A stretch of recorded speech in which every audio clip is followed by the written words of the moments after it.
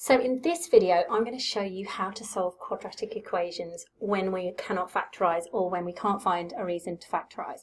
So let's just do some background information. Firstly, what does it mean when we find a solution to a quadratic equation? So I'm going to draw a quick quadratic.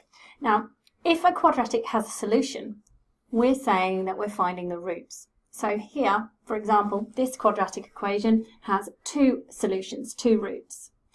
Now, let's suppose the quadratic had shifted up and it looked like that. We would say that quadratic only had one solution, which is here. It just touches the origin in this particular case. And let's suppose the quadratic had no solutions. If a quadratic has no solutions, it sits above the x-axis and it doesn't cut the x-axis. So it has no solutions. I'm going to teach you today how to use a formula to find solutions when we can't factorise, and we'll be able to decipher whether there's one solution, two solutions, or no solutions. So I've written the quadratic formula on the board here, which says x equals, x being our roots, x equals minus b plus or minus the square root of b squared minus 4ac all over 2a. The reason for the plus or minus here is because there are two solutions that we might need to find. What we find under here, under the square root, is called the discriminant. So b squared minus 4ac is called the discriminant, and we use this symbol triangle for the discriminant. So I'll write discriminant.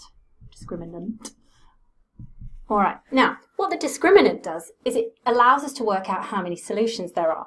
So for example, if we were to solve this quadratic equation and we just looked at the discriminant part of it, so that part under the square root, what we would do is identify how many solutions there are. So if our answer comes out as less than 0, whatever number we put in there, we get that there is no real solutions.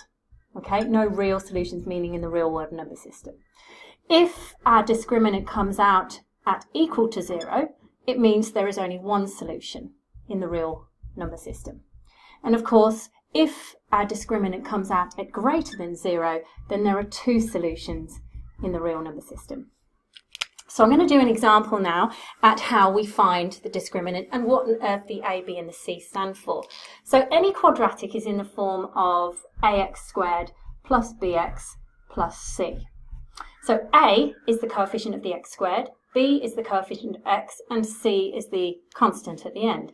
So whatever your quadratic is, so let's do an example, y equals 2x squared plus 4x plus 5. A is 2, b is 4, and c is 5. And you would substitute those into there. Now, if we're just looking at the discriminant, we would substitute a is 2 into here, we would substitute b is 4 into here, and c is 5 into there. So let's do an example. Okay, so we're going to find all the possible solutions for the following quadratic. So I've written up here 2x squared minus 3x plus 4 equals 0. So let's just go back to our discriminant because that will tell us if there's any solutions. So within this, we say, well, a equals 2, b equals minus 3, and c equals 4. Now I'm going to substitute these into the discriminant formula and find out if there are any solutions. So let's do that first. So b squared minus 4ac will give us our discriminant. So b is minus 3, so minus 3 squared minus 4 multiplied by 2 multiplied by 4. So that's going to give us 9 minus 16 times 2, 32. 9 minus 32 gives us negative 23. Negative 23, that's less than 0. Less than 0 indicates that there are no solutions to our quadratic, so there will be no point going on to solve because we don't have any solutions. Let's look at a second example now where hopefully we'll find some solutions. I'm just going to rub this off, 2 seconds. Okay, so here's the second example I'm going to go. So we've got x squared plus 5x minus 3 equals 0. So a in this case is 1 because it's the coefficient of x squared, b is 5, and c is negative 3. So let's place that into the discriminant formula and find out whether there are any solutions. So the discriminant formula is b squared minus 4ac. So subbing in b, so b is 5, so 5 squared minus 4 lots of 1 multiplied by negative 3. Working that out, we get 25 plus, because negative times a negative, plus 12, giving us 37. 37 is greater than 0, so therefore our quadratic has 2 solutions. So now let's go on and find what are those 2 solutions. So for this, I'm now going to use the quadratic formula. A reminder, the quadratic formula is x equals minus b plus or minus the square root of our discriminant, which is b squared minus 4ac, over 2a.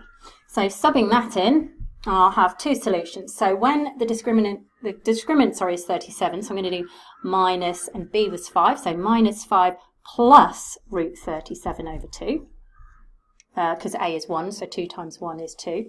Or the second solution is minus 5 minus root 37 over 2 times 1, which is 2.